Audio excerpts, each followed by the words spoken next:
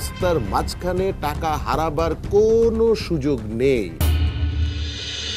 দাদু ভাই দরজা খোলো। দাদু ভাই দরজাটা খোলো, মনির খুব বিপদ। দাদু ভাই দরজাটা খোলো। দাদু ভাই, মানুষ ঠিকই বলে, যার হয় না 9 তার হয় না 90। দাদু ভাই দরজাটা খোলো। আপনার বয়স বেড়েছে কিন্তু মানুষ হলো না। বাচ্চা একটা ছেলেকে কেউ এভাবে তালা বন্ধ করে রাখে? দাদু ভাই আমি খালি যাবো আর আসবো। দাদু ভাই দরজাটা খোলো প্লিজ। আয়ান, দাদু ভাই একটু শান্ত হও। দাদু ভাই, দাদু দরজাটা একটু খুলে দাও না। আমি কিভাবে খুলবো বলো? তোমার দাদু ভাই তো দরজায় তালা দিয়ে গেছে। উফ, আমার দাদু ভাইটা এমন কেন? আমার দাদু ভাইটা অনেক পচা, বাবাটাও পচা পচা পচা পচা। কিন্তু দাদু ভাই, এখন আমরা কি করব? দাঁড়াও, দেখছি। তুমি কোনো চিন্তা করো না, ব্যবস্থা আমি একটা করবই। দাদু ভাই, তুমি কোনো চিন্তা করো না, আমি এক্ষুনি আসছি, তুমি অপেক্ষা করো।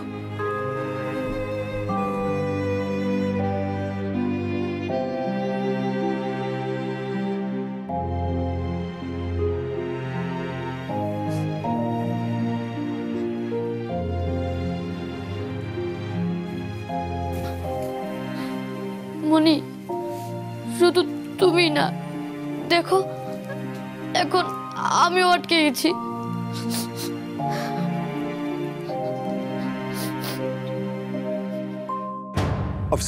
অফিসার এটা ভুল হচ্ছে অফিসার, আমার স্ত্রী নির্দোষ। তোমার যোগ্য আমি নই সাদিক। তুমি আমাকে সুযোগ করে দিয়েছিলে, কিন্তু আমি কাজে লাগাতে পারলাম না। আমাকে ক্ষমা করে দিও। না রুনা, এটা তোমার সঙ্গে অন্যায় করা হচ্ছে sir. This is not fair sir. আমি এতদিন ধরে এই কোম্পানিতে কাজ করছি সম্মানের সাথে, আর আজ আমার স্ত্রীর হাতে হাত করা। সাদিক সাহেব, এখনো পর্যন্ত মিসেস রুনাই একমাত্র সন্দেহবাদী। কিন্তু স্যার, আমি আপনাকে রিকোয়েস্ট করেছিলাম আমাকে একটু সময় দিতে। Sir please sir. এটা এখন আপনার আর আমার ব্যাপার নয় সাদিক সাহেব, এটা ওনাদের কোম্পানিও জড়িত। সেটাই মিস্টার সাদিক, আমার মনে হয় পুলিশের কাজটা পুলিশকেই করতে দিন। আপনি তো অনেক করলেন এতদিন।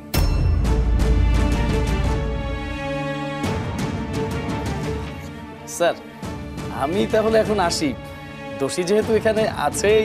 এক্সকিউজ মি, প্রমাণ হবার আগে কাউকে দোষী বলা যায় না।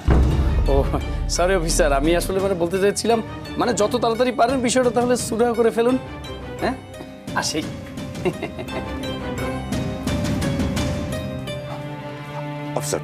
অফিসার আপনি আমার কথাটা শুনুন। আমার স্ত্রী রুনা ও নির্দোষ। উনি যে নির্দোষ, আপনার কাছে কোনো প্রমাণ আছে? প্রমাণ এখন নেই, কিন্তু অফিসার। সাদিক তুমি শান্ত হও।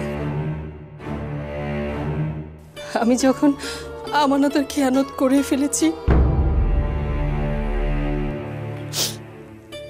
তখন তো আমাকে শাস্তি পেতেই হবে। কিন্তু এটা তো তোমার একার শাস্তি না। তুমি জেলে গেলে আয়ানের কি হবে একবার ভেবে দেখেছো? আয়ান? হ্যাঁ, আয়ান। তুমি জেলে গেলে আয়ান কি ভাববে?